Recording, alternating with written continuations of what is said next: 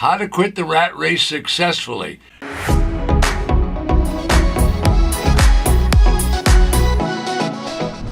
So welcome back. Today's episode is a discussion about how to quit the rat race and do it successfully. Well, folks, you know it's going to be, you're going to have to go back to work. That's what you're going to have to do. But first of all, let's see if we can define the rat race. I'm not sure I know what your opinion is, but you'll have one and lots of people do. So maybe it's your job that's causing you to think about the rat race. Maybe it's your life at home. Maybe it's just you have an awful commute or you don't like waiting in line for lunches and whatever. I don't know what you consider the rat race, but I know you want to get out of it, so let's talk about some ways to do that. So my reaction is, well, get busy, go out and make a lot of money, and then spend more time on the beach. Now, I know that's not going to solve your problem because most people will make a lot of money and then they'll go spend it on toys and then they're right back in the rat race again. So I'm Ted Thomas. I've been an entrepreneur for over 30 years. And for that 30 years, I'd have to say it's been different every year, and that's really good. Some people say, I want to get in a job and be able to do the same thing all the time. One thing about being an entrepreneur, it changes every year because the laws change, the business changes, things change. So I like the idea of being an entrepreneur, and I like the idea of having the challenges every week because time really goes by fast, and I'm able to have the success I want to have. So I'm a publisher and an author, but most of all, I'm an investor. So I'm not a psychiatrist, I'm not a CPA, I'm not an attorney. So I don't have a couch in my office to be able to give you counseling to tell you how to quit your job and get out of the rat race. But I sure know that there's some ways to make money. So the subject I'm going to talk to you about today is really a subset of the traditional real estate, and that'll sure help you make some money, and that'll get you out of the rat race right away. So as I say, I'm not an attorney, I'm not a CPA, I'm an investor. So let's get some viewpoints about this rat race thing, okay?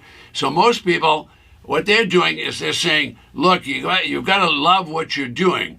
And if you love what you're doing, you're going to make a ton of money. Now, I think that's okay, but I don't give quite the same advice because I don't know if you're going to love anything if you do it 30 years and it's not changing. So rarely, if ever, do I hear people talk about the rat race, unless they're talking about they have to get in a big line at the movie theater and they feel like they're cattle or they're in a rat race to get into the seat or they're waiting in a line at a restaurant and things like that. So I don't hear that a lot because most of the people that I'm involved with are actually into improving their life and improving their family life. So rat race means a lot of different things to a lot of different people. So it's different, and I don't know how to describe it exactly, but I can tell you this. If you get to work and you start taking care of yourself, you'll be out of the rat race very quickly, especially if you start making money. So teachers, professors, guidance counselors, and all that, they say you have to love what you're doing. I don't know if you have to love it. You do have to like what you're doing and understanding, but I don't know that you're going to love anything after you do it for 20, 30 years in a row. Now, I watch young couples get married, and they're very much in love, and it's very exciting, but 20 years later, they're getting a divorce. So it tells me people don't like the same return. That doesn't mean these people suddenly were bad. They changed, and the marketplace changed, and their lives changed, and so they darn sure changed. So from my perspective, having not having enough money is what would be being in the rat race. So the biggest challenge I see people complaining about is not having money. So that's what I did. I got into business that was a problem-solving business where I not only could help the county solve their problem, but I show people how to buy properties wholesale. By that I mean we buy properties that are in the non-traditional part of real estate, in the part where they're defaulted. We buy those for 10 cents, 20 cents, 30 cents on the dollar. Now, why do we do that? Well, we want to buy when the property value is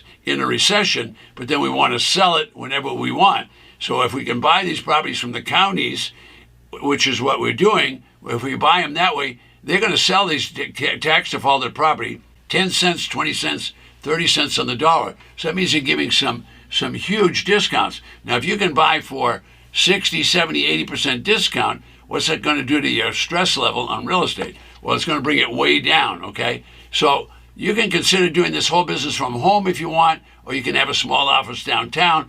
But this is a business where there's going to be over 5,000 auctions every year. Now, is where you're living causing you to feel like you're in the rat race? Are you living in a big city?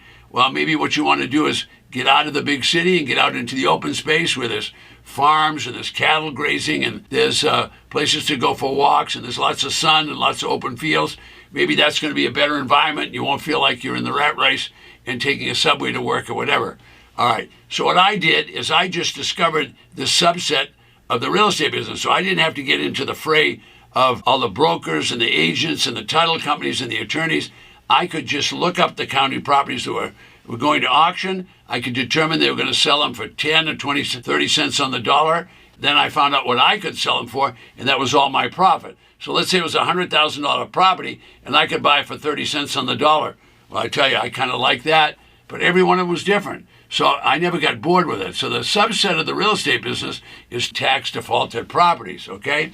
Now, how are you going to do this? Well, you're probably going to have to attend some seminars. You're going to have to talk to different people about it. You're going to have to study. But the business is one that you can learn how to do. And while you're learning, you're not going to feel like you're in a rat race because you're going to be getting all this new information. And then as you start doing it and you make some progress, you're not going to feel that you're in a rat race doing that. You're going to feel like, all right, as I learn this, I'm going to be able to come out the other side and be able to make pretty good money. Now, I teach people to make $25,000 and even $50,000 on one deal. Now, how do we do that? We do that by buying at those recession prices. In other words, we're buying at tax defaulted prices because the government, what they have done is they've basically seized these properties. They just want to get rid of them. So to facilitate the sale, they cut the price. They take it all the way down and they try to sell it for back taxes or a little above. So if they're selling for back taxes, before they ever even try to sell it, they've already assessed the property. In other words, the tax assessor knows the value, and it might be $100,000, and yet they're going to start the sale at 10, 20, 30 cents on the dollar. Well, folks, you're not in a rat race when you're buying for properties for pennies on the dollar. All right, as I said before, everybody tells you you got to love what you're working. Well, you can love what you're working with this business. Why? Because you can make money and give it away. You can make the money and give it away. I know you won't feel like you're in a rat race when you do that. All right, so have a different perspective and look at this business that way, and you'll see here's a business you can do from home, not going to cost you a lot of money. Now, I talked earlier about the couples that get divorced.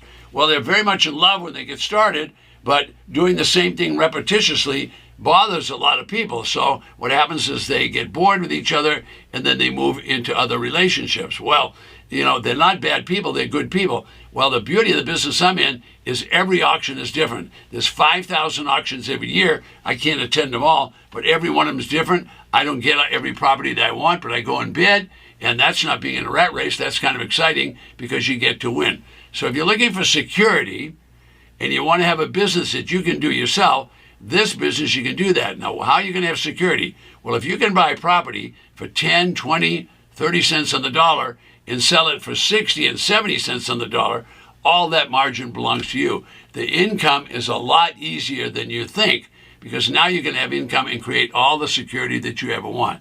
All right, now most people get in business, they're getting business because they think it's going to be easy street. It's not. This is a business that takes part-time if you want to do it as a side hustle, but if you want to work 40 or 60 hours a week, you can do that. You get to choose because there's 5,000 auctions. All right, so I don't know who your advisors are, but this is a business that anybody can work in if they want to do it. Now, if you don't have money, you'll have to go out and start making arrangements to get money. So when I say anybody, that means people that have money that are willing to bid. The county, every county in the United States will auction properties. And when they auction properties, they just want to collect the back taxes. Well, how did all this take place? Well, it took place because someone defaulted on their taxes. The legislature said, no, we're not going to put up with that. So they sent the Board of Supervisors and the county commissioners, and they said, look, have the treasurer levy the tax, collect the tax, and if they can't collect it, seize the property and sell it at auction. When they sell it at auction, anybody can buy. Anybody that wants to go to the auction is allowed to be there. So this is something that works. It's been working for over 200 years. You can do it and start anytime you want. I've been doing it for 25, 30 years now, and it's just a subset of the regular real estate business. Now, you already know regular real estate is houses, it's residential vacant lots, it's sometimes small farms, sometimes small office building. This is the same business, except the properties have gone into default, and people don't know about it. So there's thousands of people in the regular real estate business, and I was one of them, had blinders on. I didn't realize that this was happening. All right, so you can discover this business just by following the Ted Thomas YouTube videos. I can tell you right now, there'll always be an abundance of properties. You can buy them for bargain prices. You can sell them for any price you want. You keep all the money. All right, now if you do buy these properties at auction, you need to think about this. Number one, you must look at the property. You have to have boots on the ground looking at the property. There could have been a fire. There could have been a hurricane. Could have been a windstorm. There could have been any kind of deterioration in that property. Could be a chicken farm there. All right, so you want to look at the properties before you buy them. Number two, you don't want to make the mistake of bidding the property up. So look at the property and then determine an exit strategy before you start your bidding. For example, if the property's worth $100,000, you know you can sell it quickly for $65,000. So now control your bid. If you control your bid and only went to 30, you'd have the difference between the 30 and the 65 as potential profit. My name is Ted Thomas. I'll see you on the next video.